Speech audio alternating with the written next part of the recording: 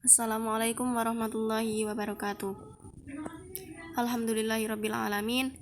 Pada kesempatan kali ini, kami dari kelompok 5 akan memaparkan hasil diskusi kami, yaitu dengan tema instrumen pasar modal obligasi. Makalah ini disusun oleh Muhammad Ardab Filah, Nusratul Aulia, Siti Zulfa, Dilla Farahmatul Zahro, dan Indah Wulandari Wilujeng. Pengertian obligasi. Obligasi sendiri berasal dari bahasa Belanda, dari kata obligati, yang secara harfiah berarti uang atau kewajiban. Dalam terminologi Belanda, sering disebut dengan istilah obligati lening, yang berarti secarik kertas berupa bukti pinjaman uang yang dikeluarkan oleh suatu perusahaan atau badan hukum yang dapat diperdagangkan dengan cara menyerahkan surat tersebut. Menurut Surat Keputusan Menteri Keuangan nomor 1548-013/1990, surat obligasi adalah bukti utang emiten yang mengandung janji pembayaran bunga atau janji lain serta pelunasan pokok pinjamannya dilakukan pada tanggal jatuh tempo sekurang-kurangnya 3 tahun sejak tanggal emisi.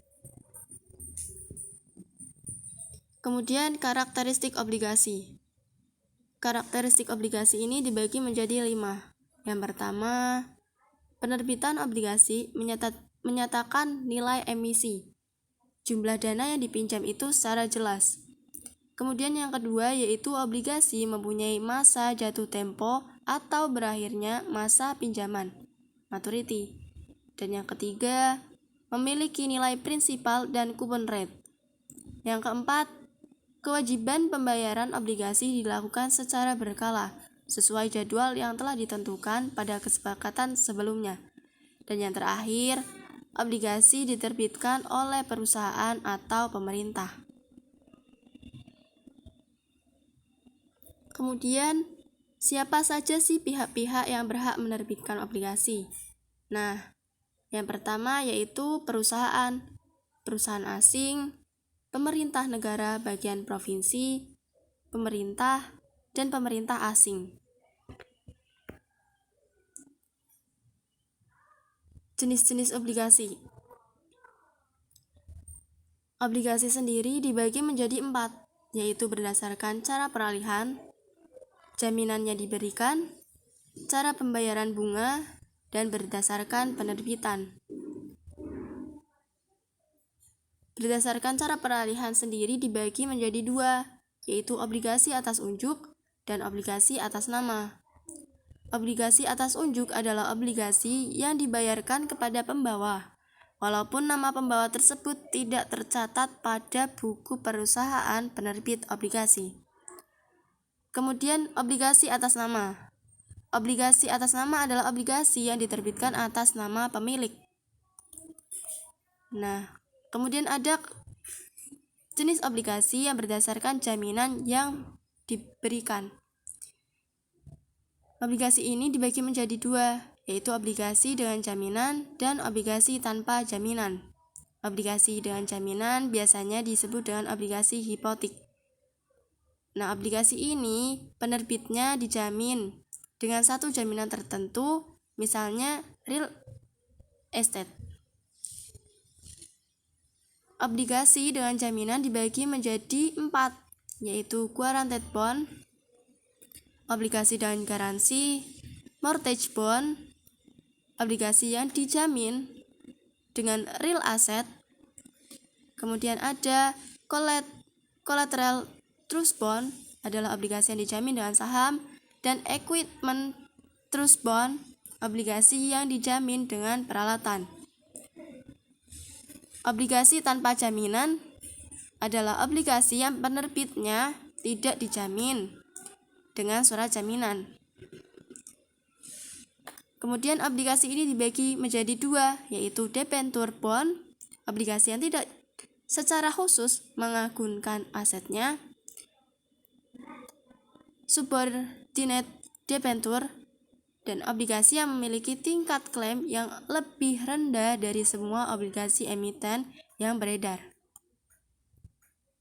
Yang ketiga ada jenis obligasi berdasarkan cara pembayaran bunga.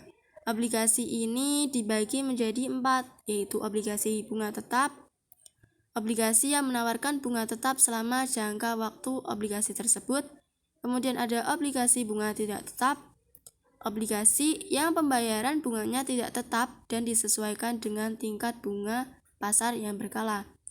Kemudian ada obligasi tanpa bunga. Obligasi ini dijual dengan harga yang lebih rendah daripada nilai nominal yang obligasinya pada saat jatuh tempo, obligasi tersebut dilunasi sesuai dengan nilai nominalnya.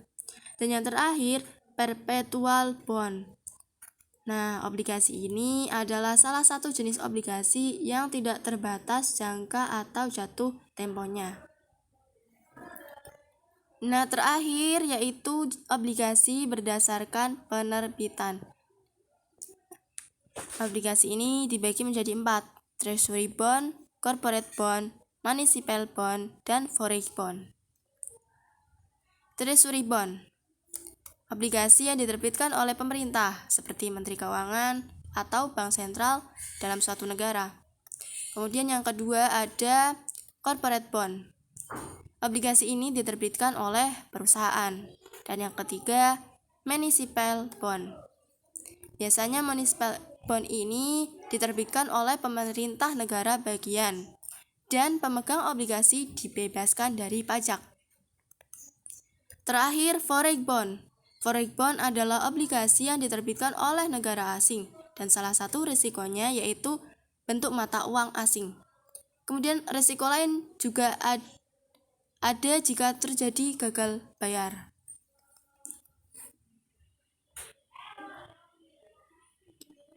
Nah, memasuki penilaian obligasi. Proses penilaian obligasi itu memerlukan 3 komponen informasi, yaitu yang pertama, jumlah cash flow yang diterima investor atau penerima bunga periodik dan nilai nominal pada jatuh temponya.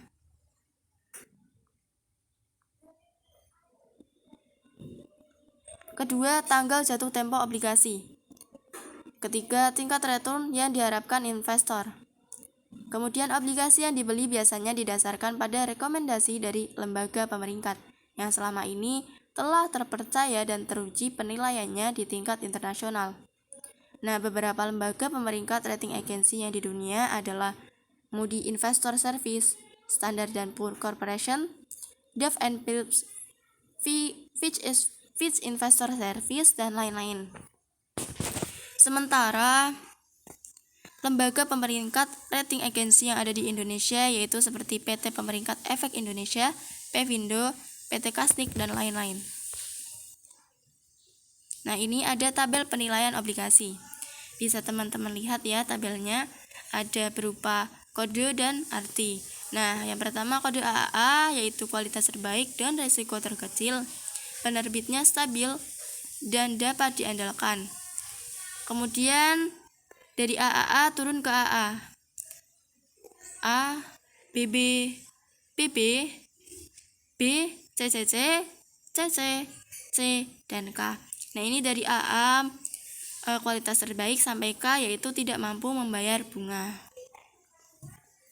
Kemudian, walaupun obligasi lebih rendah risikonya dibandingkan dengan saham, tetapi obligasi tetap aktiva berisiko. Nah, risiko dari obligasi adalah risikonya kemungkinan obligasi tidak terbayar atau default. Peringkat obligasi bond rating dapat digunakan sebagai proksi dan risiko obligasi. Perbedaan tingkat bunga obligasi sangat bergantung pada 2 hal berikut. Yang pertama yaitu waktu jatuh temponya sesuai obligasi. Suatu obligasi yang mempunyai waktu jatuh tempo yang berbeda akan mempunyai kepekaan yield obligasi yang berbeda pula. Kemudian yang kedua, premi risiko obligasi. Premi risiko terkait dengan premi yang diminta oleh peminjam sebagai kompensasi atas risiko obligasi yang ditanggungnya. Nah, itu tadi risiko dan tingkat bunga obligasi. Sampai di sini pemaparan dari kelompok kami. Apabila ada kesalahan atau kata-kata yang kurang berkenan, kami mohon maaf. Terima kasih untuk teman-teman yang sudah menyimak video ini, memperhatikan, mencermati, serta memahami video dari kami. Kami dari kelompok 5 mengucapkan terima kasih dan mohon maaf. Wabillahi taufiq wal hidayah. Wassalamualaikum warahmatullahi wabarakatuh.